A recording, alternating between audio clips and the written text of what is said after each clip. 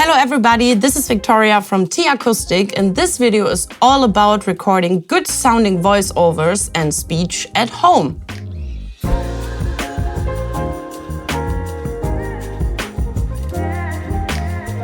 First of all, let's talk about what is a voiceover. A voiceover is a person speaking during a recording, describing or highlighting some aspects for the viewer. And we're gonna talk about the difference in recording speech at home to recording vocals.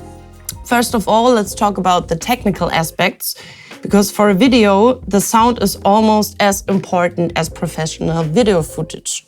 So what do we need to start recording? A quiet workplace is always a good idea. Then, of course, we need a recording software. We're using a free recording software here called GarageBand. Then we need an audio interface, headphones, and a microphone, of course.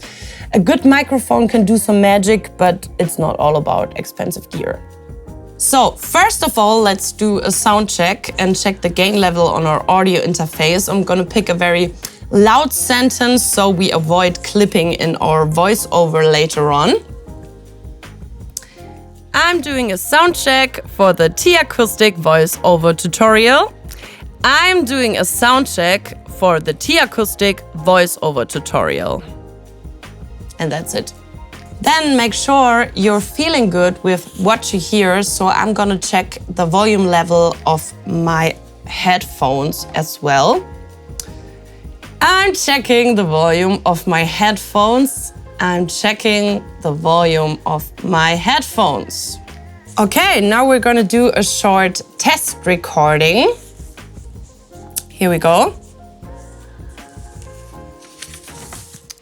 When you hear your own voice when you speak, it's due to a blend of both external and internal conduction. And internal bone conduction appears to boost the lower frequencies. And let's hear it. When you hear your own voice when you speak, it's due to a blend of both external and internal conduction. And internal bone conduction appears to boost the lower frequencies. So when you're happy with the sound, you can go ahead. I'm not quite happy yet because I hear a lot of room in the recordings. And now we could go for a tool to reduce unwanted noise and reflections. You could use a mic screen, for example.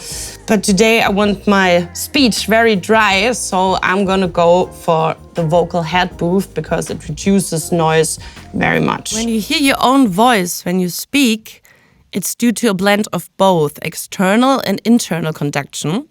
And internal bone conduction appears to boost the lower frequencies. Now that I'm happy with the sound of my recordings, let's talk about some other aspects you gotta be aware of. First of all, it's a good idea to write a script because it will save you a lot of time for multiple takes.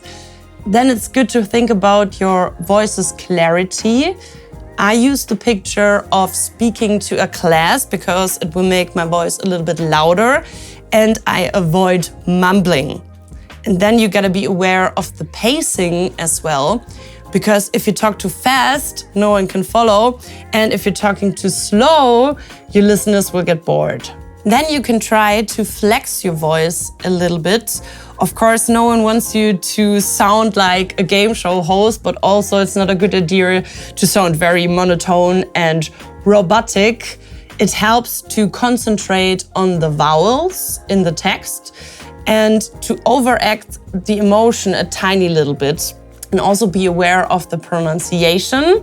Make sure you pronounce everything right because slang will make it harder to understand you. So, hope this encourages you to record more voiceovers at home. If you get any questions, tell us in the comments. Thank you so much. See you next time. Bye bye.